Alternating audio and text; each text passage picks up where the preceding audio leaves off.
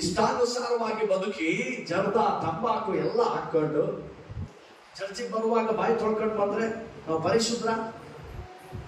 Cigarette ಎಲ್ಲ ಸೇರಿ ಚರ್ಚಿಗೆ ಬರುವಾಗ ದೇವರೇ ಇವತ್ತು ಕರ್ತನ ಭೋಜನ, ನನ್ನ ಬಾಯಿನ 5-6 ಸರಿ ತೊಳ್ಕೊಂಡಿದ್ದೀನಿ ಅಂತ ಹೇಳಿದ್ರೆ ನಾವು ಪರಿಶುದ್ಧ.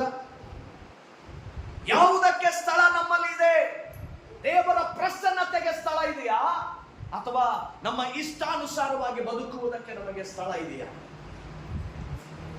ಬಿಟ್ಟು ಬಿಡಬೇಕಾದದನ್ನು ನಾವು ಬಿಟ್ರೇನೆ ದೇವರು ನಿಮ್ಮನ್ನ ಉನ್ನತಿ ತರೋದು.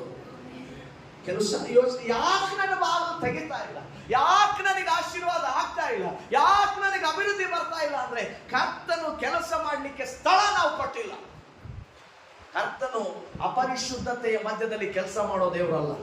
ಕರ್ತನು ಪರಿಶುದ್ಧರಿಗಾಗಿ ಚಲಿಸುವವನಾಗಿರ್ತಾನೆ.